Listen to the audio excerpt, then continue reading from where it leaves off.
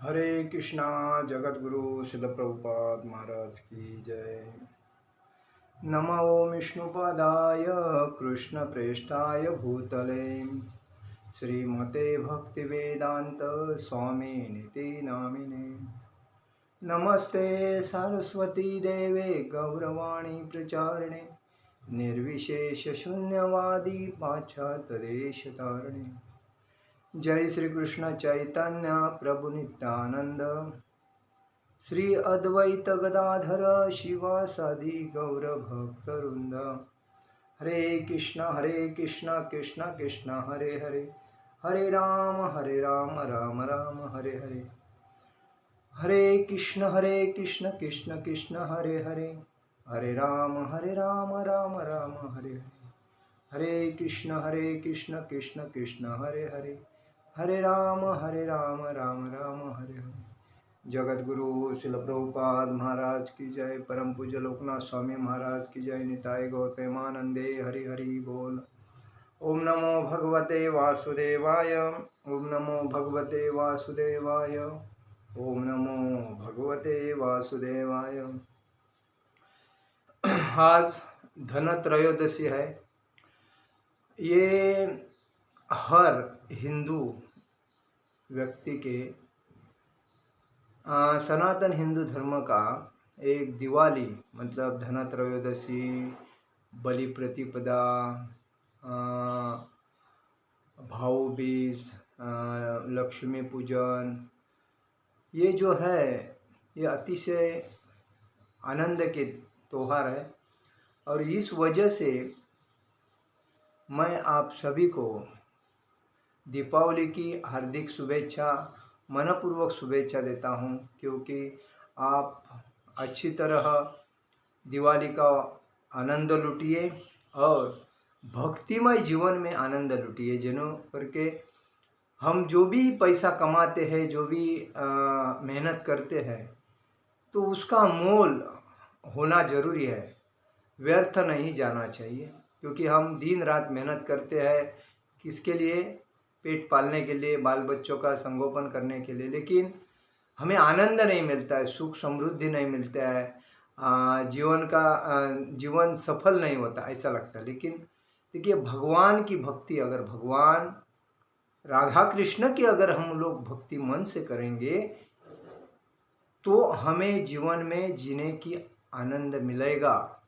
अन्यथा हम किसी की भी भक्ति करेंगे तो हमें जीवन का आनंद नहीं मिलेगा। क्योंकि भगवान एक ही है। कौन? विष्णु भगवान, उनका ही रूप है कृष्ण और राम। लेकिन कृष्ण भगवान की जो भक्ति है वो सर्वश्रेष्ठ भक्ति है, जो भागवतम में हमें अपना स्थान प्राप्त करके देती है। और इसीलिए कृष्ण भक्ति करेंगे तो हमें जीवन में आनंद मिलता है। आज हम लोग चर्चा करेंगे धनत्रयोदशी के ऊपर। धनत्रयोदशी ये समुद्र मंथन जब हुआ था तभी उसमें धनत्रयोदशी धनतेरस इसका प्रथम कलश आया था। और उसके बाद लक्ष्मी का, महालक्ष्मी का कलश आया था मंथन के टाइम पे। तभी कभी भी हमें ये समझना चाहिए कि हम जब पैसा कमाते हैं तो उसमें का कुबेर भी उसमें आते हैं, यम भी आते हैं और लक्ष्मी आते हैं।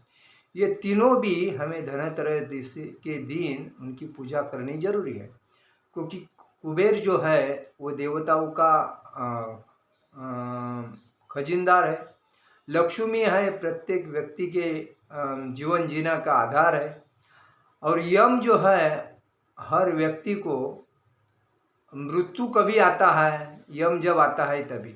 लेकिन वैष्णव को यम से कोई डर नहीं रहता है, ना कोई मृत्यु से डर रहता है। क्योंकि वैष्णव जो होते हैं ये भगवान विष्णु के भक्त होते हैं। और उनको जब उनका टाइम नज़दीक आता है भक्ति के बाद, जब भागवत धाम जाने का, तभी उनको लेने के लिए विष्णु भक्त ही आते हैं और विष्णु रूप में आते हैं।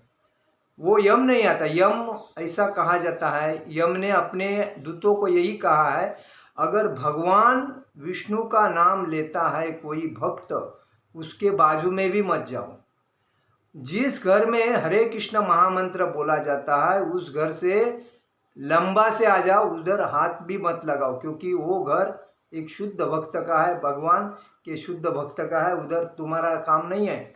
जो दुष्ट है, जो पापी है, जो दुराचारी है, जो अपराधी है, ऐसे लोगों को उठा के लेके आओ। ये किसका काम है? यम का काम है, यमदूतों का काम है। तो यही है, इसीलिए वैष्णव भक्त बिंदास भगवान का नाम कर लेते रहते हैं। हरे कृष्ण कृष्ण कृष्ण हरे हरे, राम राम राम हरे हरे। उनको कोई चिंता नहीं रहते, कोई उसको टच नहीं करे। अगर उसने टच किया, उसके 21 पीढ़ी बर्बाद हो जाएंगे। कितने? 21 पीढ़ी बर्बाद हो जाएंगे। अगर वैष्णव को या ब्राह्मण को कोई मारता है तो 21 पीढ़ी बर्बाद हो जाएंगे, उसको मोक्ष नहीं प्राप्ति मिलेगी। ये भगवान ने भागवतम में कहा है। इसलिए वैष्णव ये ब्राह्मण से भी श्रेष्ठ है, और इसलिए वैष्णव शांत रहता है, नम्र रहता है, भक्तिमय जीवन जीता है, कोई अपेक्षा नहीं करता है, कोई लालच नहीं करता है, किसी की निंदा नहीं करता है, किसी के ऊपर अहंकार नहीं करता है, किसी के ऊपर लोभ नहीं करता है, भक्तिमय जीवन जीता है। जो अन्न वस्त्र निवारा जो मिला है भगवान ने दिया, उसमें आनंद से गुजारा करता है और आनंद भगवान का नामों में अपना जीवन बिताता है। इसे वैष्णव कहते हैं। क्योंकि वैष्णव, भगवान बोलते हैं वैष्णव मेरा जो है 4 बार नहाता है 2 दिन में, और टाप टीपता उसमें रहती है, शुद्धता रहती है। कल का पदार्थ आज नहीं खाएगा, शुद्ध बना के खाएगा, भोग लगाएगा, भक्तिमय जीवन जिएगा और आनंद से भक्ति करता रहेगा। इसे वैष्णव कर दिया। इसलिए यम यहाँ उसके बाजू में भी यमदूत भी नहीं जाते, यम भी नहीं जाते। तो कहने का मतलब है धनतेरस, बलि प्रतिपदा, नरक चतुर्थी, बलि प्रतिपदा, भाऊ बीज, पाड़वा, ये जो दिन है ये अतिशय मौल्यवान दिन है। और इसीलिए लोग कोई बख्शिश देते हैं, कोई गिफ्ट देते हैं, बोनस देते हैं, अलग अलग चीज़, नए नए कपड़े पहनते हैं, घर को रोशनी से सजाते हैं, दिया बत्ती जला आराम से दिए जलाते हैं, आनंद उत्सव करते हैं। लेकिन फटाके फोड़ना खराब है, अपने आरोग्य के लिए हानिकारक है। मतलब प्रदूषण का एक उसका तकलीफ होता है, निसर्ग को उसका तकलीफ होता है, और जो बुजुर्ग वर्ग है, जो वृद्ध व्यक्ति है, उसको उसका तकलीफ होता है। इसलिए फटाके कभी नहीं फोड़ना चाहिए। अगर फटाके फोड़ने की इच्छा होती है तो किसी गरीब के एरिया में जाके उनको अन्नदान, कपड़ा दान, कोई भेंट वस्तु दान, ऐसा करके उनको अगर देगा तो उससे आनंद 10 गुना मिलता है। तो ऐसा करना चाहिए। और मंदिर में जाना चाहिए, मंदिर में जाके भगवान राधा कृष्ण का दर्शन करना चाहिए, और अपने परिवार को लेके भगवान के मंदिर में जाना चाहिए, तभी आनंद आएगा। और इसी वजह से ऐसा दिवाली का जो उत्सव है वो मनाना चाहिए।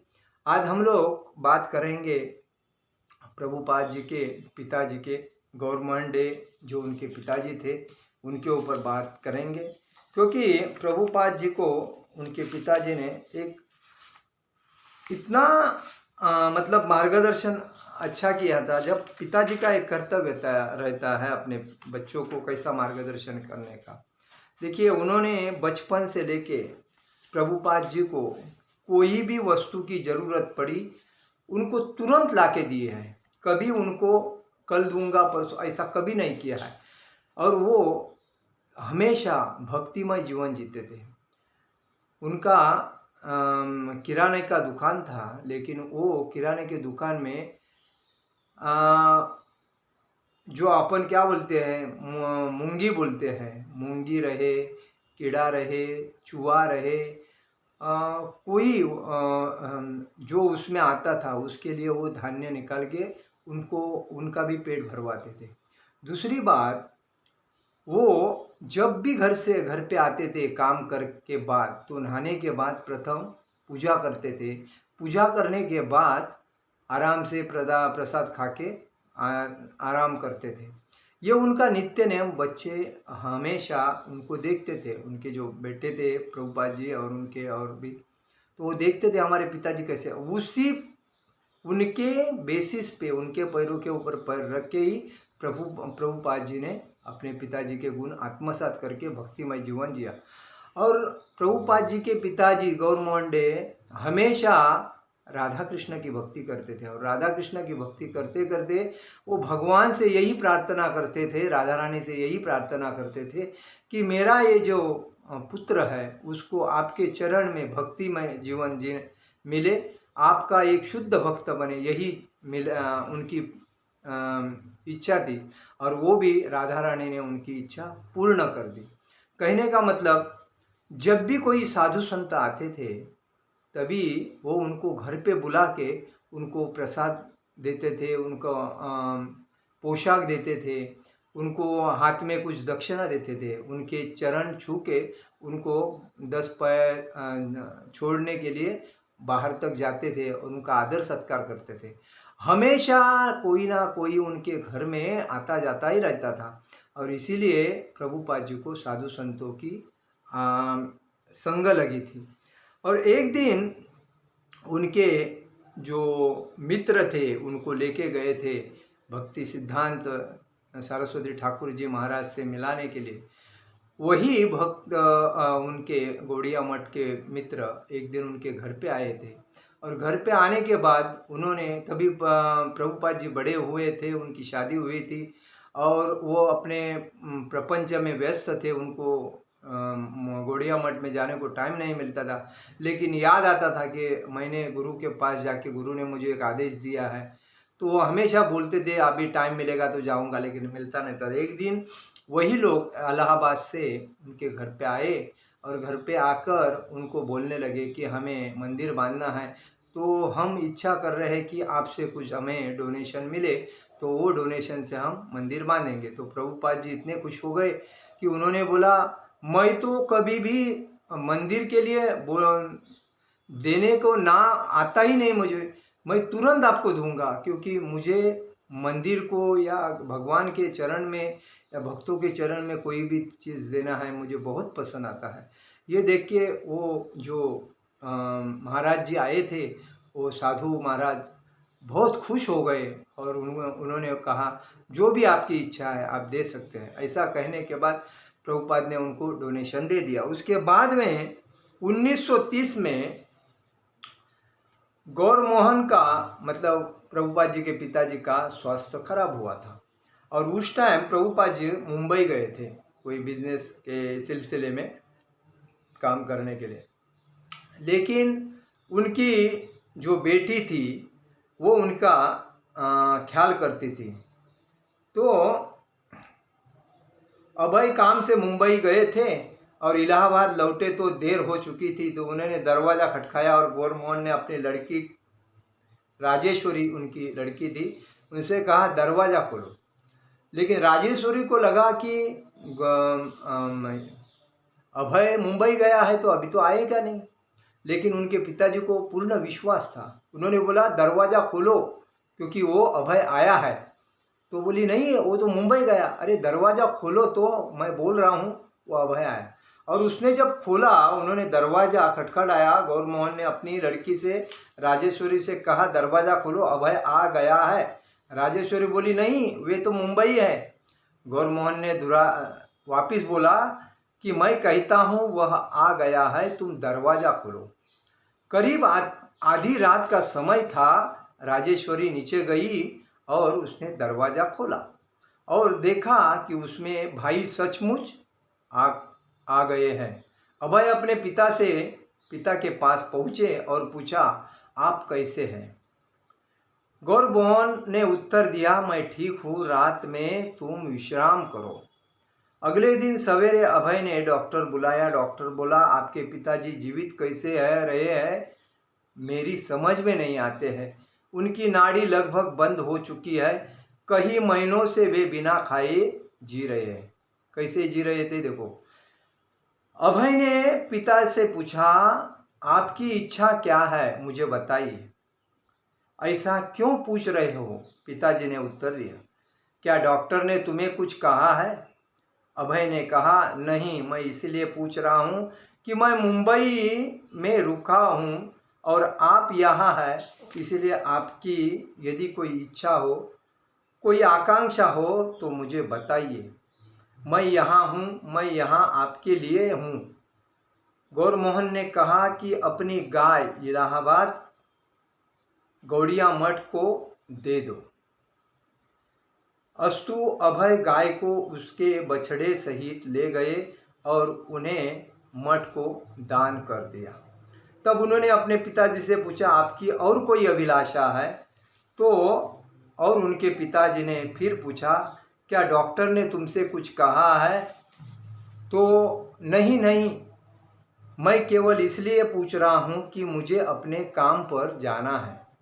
तब गौरमोहन ने कहा, इलाहाबाद के सभी गौड़ीय वैष्णवों को, अन्य वैष्णवों को भी आमंत्रित करो और वे शाम को हरिनाम का गान करें और तुम उन्हें अच्छा भोजन कराओ। मतलब लास्ट की इच्छा क्या थी? अपने घर की जो गाय है और उसका बछड़ा है वो गौड़िया मठ को सुपुर्द कर दो और वैष्णव को हमारे घर पे बुला के संकीर्तन करो हो। संकीर्तन करने के बाद और भी वैष्णव आएंगे, उन वैष्णव को बुला के उनको अच्छी तरह भोजन मतलब प्रसाद खिलाओ। यही मेरी इच्छा है। अभय ने वैसा ही किया और संध्या समय हरिनाम आरंभ हुआ। 11 बजे प्रसाद ग्रहण करके सब चले गए और रात गौरमोहन का देहावसान हो गया। अभय को अपने पिता की मृत्यु से बड़ा दुख हुआ। पिता ने उन्हें वह सब कुछ दिया था जो वे चाहते थे। विशुद्ध वैष्णव के रूप में उन्हें पालकर बड़ा किया था और वे सदैव ही श्री राधा और कृष्ण की पूजा करते थे। यद्यपि अभय बहुत योग्य नवयुवक थे, तथापि अपने सबसे प्रिय संरक्षक और मित्र का उन्हें अभाव महसूस होने लगा। गौरमोहन ही एक ऐसे व्यक्ति थे जो हमेशा अभय का मार्गदर्शन करते रहे और अति विशिष्ट पुरुष के रूप में उनके साथ व्यवहार करते रहे। पिता से रहित होकर अभय अपने को निराशा अनुभव करने लगे। अचानक उन्हें वैसे ही आश्रय की आवश्यकता मालूम हुई जैसे बचपन में होती थी, किंतु अब वे बिना पिता के थे। अभय के वे शुभचिंतक अब संसार से जा चुके थे, जो उन्हें हमेशा अपने ऐसे प्रिय पुत्र की तरह रखते आए हैं, जिसे हर प्रकार से प्रेम सहित देखभाल की जरूरत थी, जो उन्हें वह हर वस्तु देते रहे जिसे वे चाहते थे और जो मिलने वाले हर साधु संत से प्रार्थना करते थे। उनका पुत्र श्रीमती राधा रानी का सच्चा भक्त बने और उनके सर्वोत्तम शुभचिंतक अब जा चुके हैं। कहने का मतलब यही है, अपने माता और पिताजी है ये हर पुत्र के और बेटी के अतिशय जीवलग होते हैं, क्योंकि उन्होंने उनको जन्म दिया होता है, उनके ऊपर संस्कार किए होते हैं, उनकी इच्छा आकांक्षा तृप्त की होती है, उनके पढ़ लिख कर अपने पैरों के ऊपर खड़ा किया होता है। तो जब वो जाते हैं तभी उनको बहुत बड़ा दुख होता है, लेकिन वो पुत्र ने भी प्रभुपाद जी जैसा ही अपने माता पिता का ख्याल करना जरूरी है, क्योंकि आजकल के जो पुत्र है अपने माता पिता को ख्याल करने में कुछ मतलब देर करते हैं, कुचराई करते हैं, तो वो बहुत गलत बात है। हमें माता पिता ने जैसा छोटे से बड़ा किया, हर चीज़ दी है, दुख में मार्गदर्शन किया, दुख में सुखी रखा है, जो चाहिए वो दिया, वैसा ही उम्र ढलने के बाद माता पिता को भी अपने बच्चों ने वैसा ही संरक्षण देना चाहिए। उनको उम्र होने के बाद डांटना नहीं चाहिए, उनके कपड़े अच्छे रखने चाहिए, साफ सफाई रखने चाहिए, उनको दवा देना चाहिए, योग्य डॉक्टर उपचार करना चाहिए और उनको खुश रखना चाहिए। कभी भी उनके आँख में आंसू नहीं आना चाहिए, उनको कभी भी ऐसा नहीं लगना चाहिए मेरा पुत्र मुझे ऐसा बोल रहा है, मेरी बेटी ऐसी बोल रही। तो यही जीवन का मतलब, जब बच्चा छोटा रहता है तब माँ बाप परेशानी सहन करके उसको छोटे से बड़े करते हैं।